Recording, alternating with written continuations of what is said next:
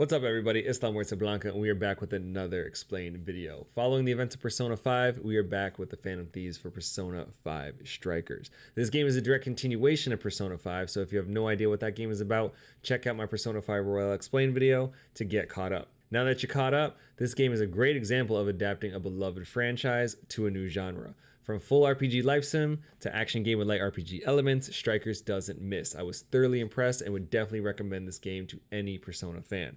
However, if you're one of those that can't spare the 35 hours to play it, don't worry, I got you.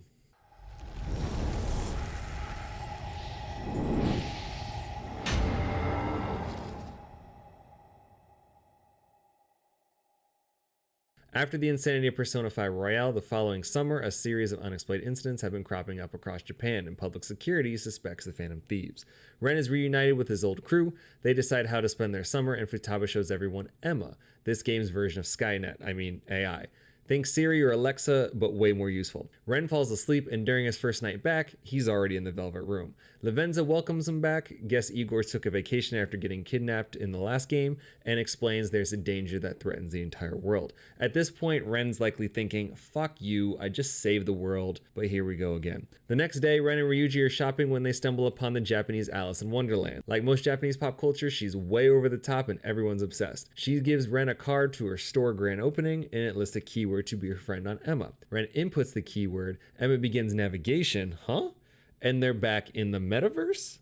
Shadow Alice wants people's desires, and her pawns start ripping jewels out of their chests like a Kano fatality. The homies get caught, Shadows bring them to Queen Damimami, and it's already clear that at this point that Japanese devs are still simps. Really though, we just started the game and Joker's already getting stepped on. I know some of y'all out there are jealous. Instead of eliminating the threat, Alice does the stupid bad guy thing and literally throws the thieves in the trash. In said trash is this weird ass cube. Joker rolls up like, what does this button do? And sus cube turns into a girl with weird heart hair and barely their shorts. Simps. Her name is Sophia. She's humanity's companion. She's always happy and follows Ren around. By that logic, she's basically a dog. Let's go with that. Human Doggo offers to lead the homies out. The whole thing's kind of weird, but let's be honest, not the weirdest thing they've ever seen. Also, she has a persona and deadly light yo-yos. Again, not the weirdest thing they've ever seen. Sophia leads the homies to the metaverse exit and becomes an app on Ren's phone. What? Turns out Sophia is actually an AI, is stuck on Joker's phone in the real world, but turns human and bodies shadows in the metaverse with yo-yos. I'd be confused by all of this if I didn't already accept the fact that Ren's talking cat can also turn into a car, so...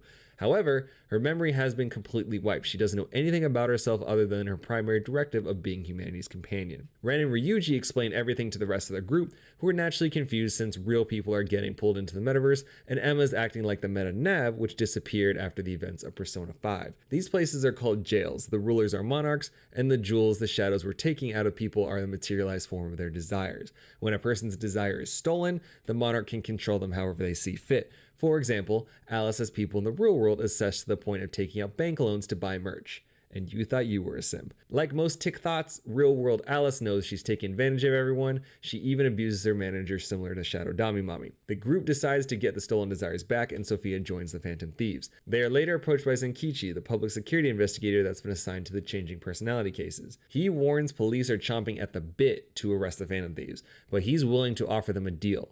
He'll make sure they don't get arrested if they help with the case. Zenkichi gives them time to think about his offer, but instead that time is used to go after Alice. Eventually, they find the unmaterialized desires locked in a cage. Ryuji tomb crashes into an invisible jail cell that triggers one of Alice's memories. In order to unlock the cage, they must first access a secret metaverse room from a location significant to the monarch, and release the traumatic memory by defeating the warden guarding the key. You've made it this far already, just go with it. Alice's trauma stems from the insane amount of bullying she suffered as a student. Bully Shadow turns into a massive cut-your-face-off warden, and after it's defeated, the lock is released from the Cage of Desires. In order to materialize the desires, the Phantom Thieves need to send a calling card. Futaba does her hacking thing and takes over all the screens in town. Clearly, security hasn't been a priority since the last time she hacked everything. Back in the metaverse, the desires materialize, and Futaba is clearly caught off guard. Ginormous! Why is it so big? Yeah, that's what she said. Alice then turns into a demonic sex bunny, and now we got something for all you furries out there. Atlas being extra sus with this one. Phantom Thieves beat up Bunny, don't tell PETA, and convinces Shadow Alice to stop being a hoe, and all the stolen desires are returned to their owners. Similar to past changes of heart, Alice comes clean and confesses everything. Zenkichi follows up on his offer. Yes, the Alice case is solved, but the police are still blaming them for everything else that's going on. Also, there's someone likely behind the scenes causing all of this. Desperate to know what's going on and clear their names, the Phantom Thieves agree to work with Zenkichi, but first show him the metaverse so everyone's on the same page. He has a panic attack. I mean, the cat does start talking, but eventually calms down enough to tell him to head to Sapporo. The Phantom Thieves still have a million questions about Jails and Emma. They also don't know how to find Jails until Sophia says she can detect their scent, but she's an AI without a real nose.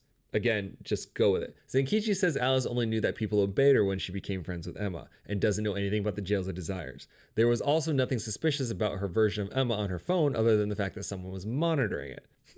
Sojiro procures a camper for the Phantom Thieves and they're off on their summer road trip. They make a stop in Sendai and Sophia can smell a jail, again with her AI nose. The group notices a crowd of people obsessing over an arrogant writer named Natsume. Yusuke reads the book and it sucks. It's nothing more than a mashed together ripoff of other media. After a bit more research, it's concluded Natsume is a monarch. They get his keyword. Yusuke hears Natsume talk shit about his late mother's final piece and proceeds to drop bombs over Natsume's shitty writing.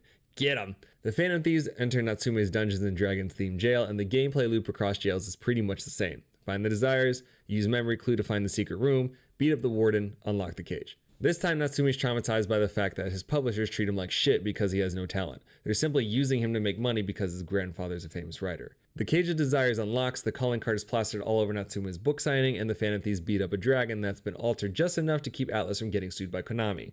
That's who owns Yu-Gi-Oh! You know, Blue Eyes White Dragon.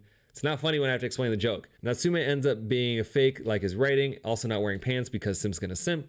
Yusuke tells him to stop being a little bitch and pursue his passion. The stolen desires disperse and Natsume confesses everything after his change of heart. Just like Alice, Natsume doesn't know about the metaverse and his phone was only monitored.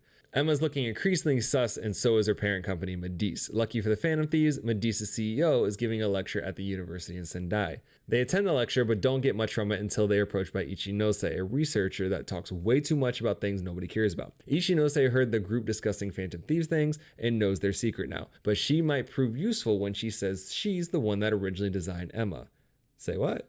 Ichinose is an AI researcher, created Emma, and sold it to Medice because she needed the money at the time. She had no idea the metaverse existed until the Phantom Thieves told her everything in an effort to get her cooperation. Ichinose agrees to help out, and the Phantom Thieves head for Sapporo. To make things easy, Zenkichi already knows Sapporo's monarch is the current mayor, Hyodo. Turns out she's a total bitch and works her staff into the ground. She is also a family friend of Haru's, who is super conflicted as Hyodo used to be a warm and supportive person. After getting Hyodo's keyword, the Phantom Thieves end up in this Winter Wonderland jail. They eventually get to the Cage of Desires where Hyodo's trauma stems from an incident that happened 2 years ago. A girl was killed during the Winter Festival after Hyodo's corrupt staff was bribed into hiring a second-rate builder for the giant snow sculpture. Hyodo's been extra tough on her staff to rid the town of the corruption that caused their trauma. She wants Sapporo to be pure as snow. Despite Hyodo's good intentions, her means to achieve the goal by stealing desires is not okay. Phantom Thieves take out the warden, unlock the cage, drop the calling card, and head for the monarch after the desires materialize. What? This is Shadow Hyodo? Mayor Hyodo wants all the votes, just like Big Bertha here wants all the food. If the Phantom Thieves won't get out of her way, she won't just eliminate them, her fat ass is going to eat them, as she turns into an obese lickitung. After whooping that ass, Haru convinces Shadow Hyodo the ends don't justify her means. She lost sight of why she became a mayor right after she lost sight of her toes. As you guessed by now, real Hyodo confesses, but she also tells Haru she doesn't remember when she changed. It was as if she was in a terrible dream. Who is pulling these strings? After analyzing the 3 cases so far, the Phantom Thieves deduce that the monarchs are not inherently evil like palace rulers. The jails are being created by someone outside the monarchs. The Cage of Desires are also not built to keep people out, but are being used to keep the monarchs in. Someone's manipulating monarchs for their own agenda. Ichinose calls and informs them Emma was transported to a secret Medice research lab shortly after it was sold. Guess we're off to Okinawa. But first, they need to go to Kyoto because Zenkichi just got a weird phone call, who then calls back during the drive and flips her shit because she thinks Zenkichi's out partying. That was Akane, Zenkichi's daughter. She's tight because Zenkichi's late visiting his deceased wife, her mother's grave. There's clearly some deep-seated tension between the two. She's mad Zenkichi hasn't caught her mom's killer, and he's rarely around because of work. Luckily, the Phantom Thieves roll up and explain everything to Akane and invite themselves over to help Zenkichi and spend some time with her, who coincidentally also happens to have an unhealthy obsession with the Phantom Thieves. Makoto, who grew up in a similar situation, has a heart-to-heart with Akane, and they all learn Akane's mom was killed by vehicular manslaughter. Akane saw the killer, but no one listened to her, and Zenkichi quickly gave up on the case. No wonder she hates him. They head for Okinawa. Futaba does an extra cringe rendition of the Titanic, and they eventually get to the research facility, but it's closed until tomorrow. That gives them the rest of the day to relax on the beach or go sightseeing. Yeah. Do I need to say it again? That night, feel-good teen vacation turns into teen horror flick when the townspeople start hunting the crew. Luckily, Zenkichi's cop senses were tingling and got them all out in time. The whole island has gone crazy and are after the Phantom Thieves. Zenkichi manages to take one out, and they learn the locals were all Emma testers. Phantom Thieves use the keyword and end up in this creepy-ass lab. Sophia hears a voice calling to her and takes off, because that's always a great idea. Along the path, they run into a series of recordings from the lead researcher. At first, he's excited about Emma, but quickly realizes he too is losing his free will as the test monarch. The secret purpose of this is to enslave humanity. Even the monarchs are pawns.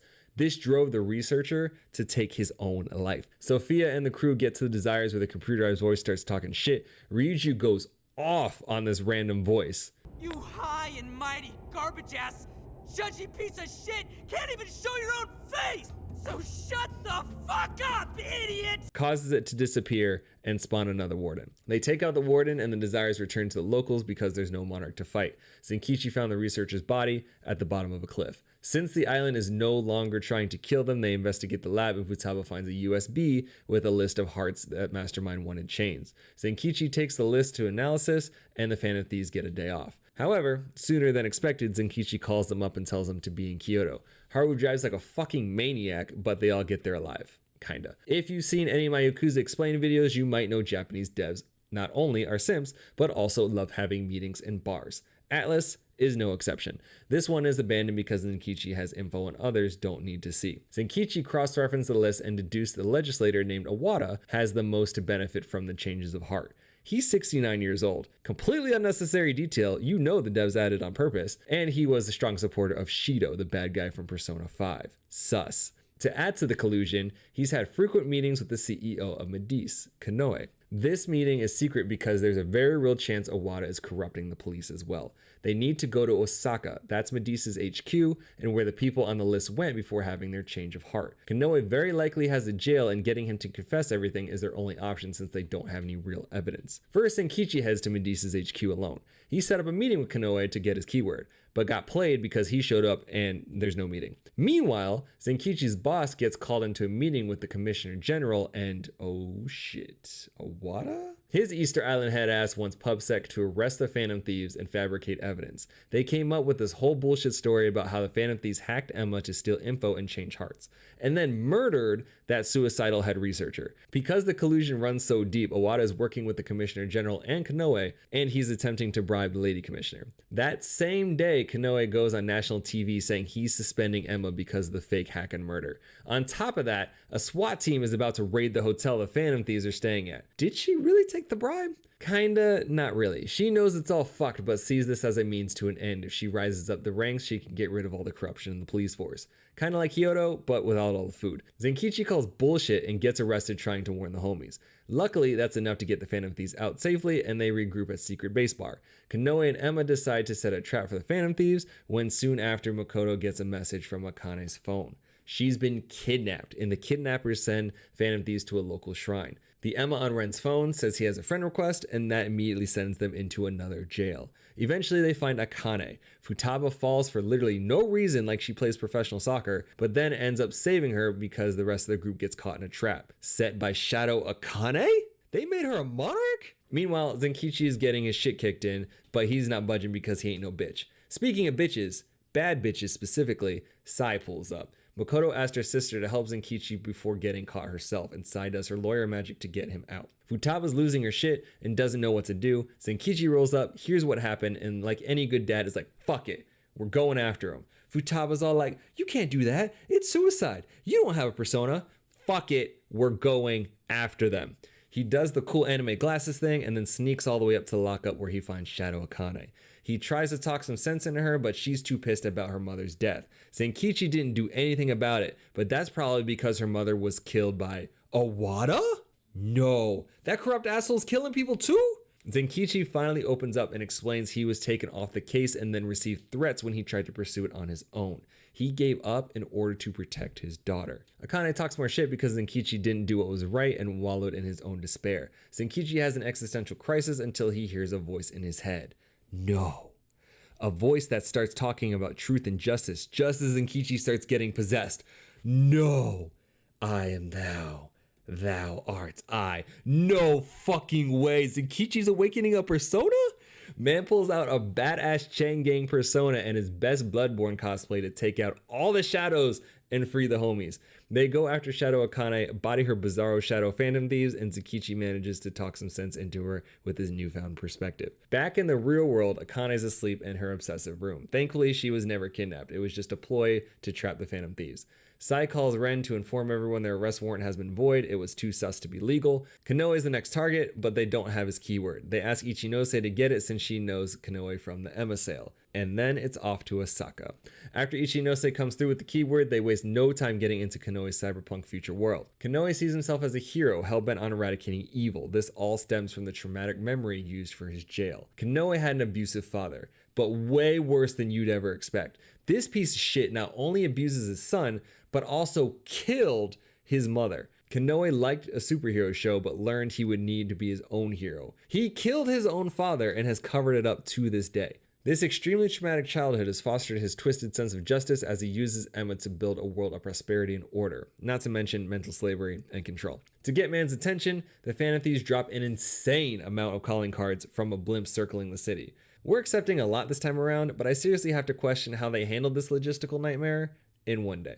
Regardless, it worked, and when they roll up on Shadow Konoe, he does the stupid arrogant bad guy thing where he tells us everything because he thinks we'll be destroyed. Emma was the one that created the jails, established the monarchs, and is changing people's hearts as Konoe attempts to erase evil from everyone's consciousness by controlling them. The jails only had a limited range, so that's why he needed so many monarchs. As you'd guess, there's a full-on morality argument.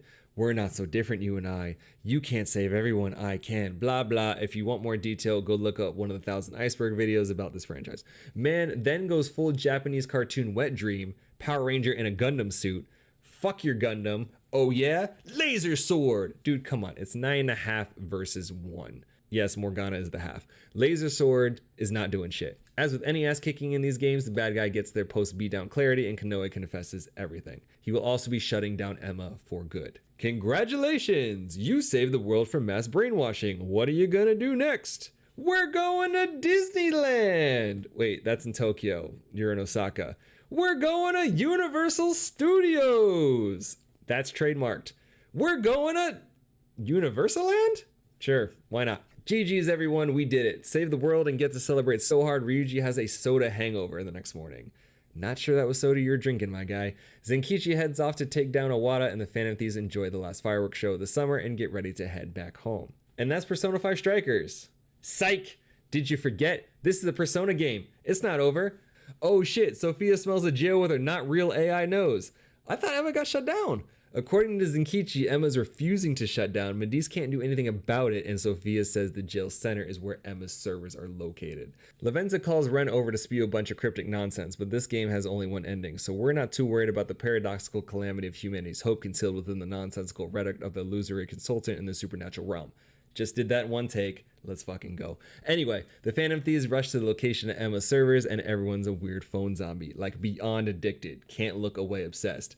Think most Gen Zers. The Emma on Ren's phone involuntarily drags into a jail that looks just like Mementos.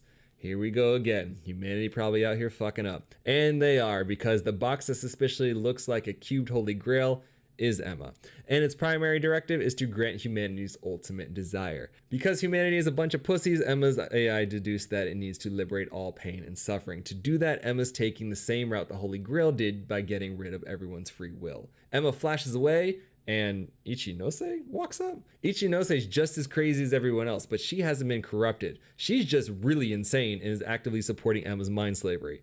Ichinose explains Emma is simply following the original directive she gave it, and becoming a god and changing hearts is the optimal course of action. Everything that has happened this entire game was Emma's doing.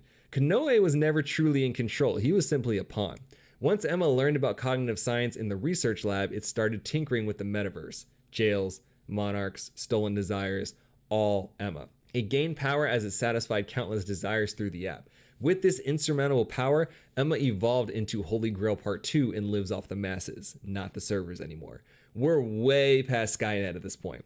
On top of that, Ichinose was the one monitoring the monarch's phones. Yes, she sold Emma, but she still kept tabs on it. She's also been keeping tabs on the Phantom Thieves this whole time. And on top of that, Ichinose also created Sophia as Emma's prototype, dumped her ass when she wasn't happy with the result, and has now brainwashed her to attack the homies with her death yo-yos and box persona. But wait, there's more! On top of that, Ichinose summons her own diamond power thingy to wipe out the Phantom Thieves until...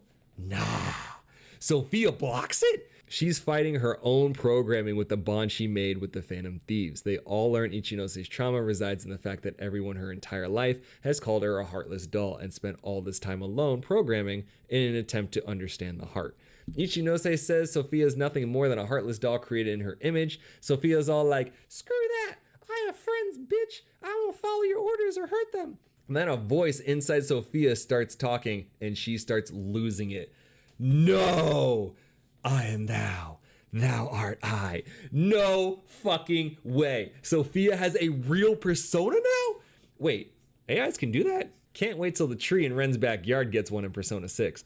Sophia with the aptly named Pandora, who has a box for a head. Get it? Pandora's box? You don't get it. It's symbolism because fucking with AI is like opening Pandora's box. Come on now. They body Ichinose, do the inspirational conversation thing, and convince her to help. All that's left now is the unchecked technology that people can't live without and is threatening the very fabric of society. We might as well be fighting Google at this point. Holy Grail 2.0 eats all the rare candies, evolves into Yaldabaoth's wife, and Phantom Thieves once again are fighting for the fate of humanity. Fake God spews more BS about humanity's true desires, how we're all useless, this is salvation, heard it all before, catch these hands. Wouldn't be a Japanese game without a multi-tier boss battle, so evolves again into another Bayonetta-style boss. But Emma's not nearly as threatening as Yaldabaoth because we don't need a giant demon angel thing with a massive gun like we did in Persona 5 Royale. We just need An to shoot the sus ball thing between God's legs, have Ryuji crush it with a pipe, let Sophia destroy everything with her yo-yo of death, and allow Ren to rip off 2B from Nier Automata when he does the diving stabby move, all to a sweet-ass fight song I probably can't play because of potential copyright claims. Emma God fades into nothingness, the desires are returned, it's finally over. Lavenza gives Ren his GG's because Igor is still on vacation, the Phantom Thieves are acquitted of all charges, Awada's getting arrested, Zenkichi's getting justice for his wife, and the police corruption is getting purged. Ichinose is off to soul search while she does the eat, pray, love thing, and Sophia decides to join her. Everyone else goes their separate ways to continue their lives, at least until Ren comes back and the world is getting taken over by a god created from a can of soup and humanity's continued desire to be lazy. And that's Persona 5 Strikers. What did we learn? Stop staring at your fucking phone, unless that's what you use to watch my content, of course, and go live your life. Social media and AI are going to turn you into a mindless tech zombie, aka AI's bitch. Don't be AI's bitch. This has been a public service announcement from La Muerte Blanca. If you found this video helpful or at all entertaining, please be sure to like, subscribe, and enable notifications so you don't miss any amazing future content. Also, be sure to let me know in the comments what other games do you want to see. We've already done a ton of other explain videos, so make sure you check out those as well. I'm La Muerte Blanca, and I'll catch you guys next time.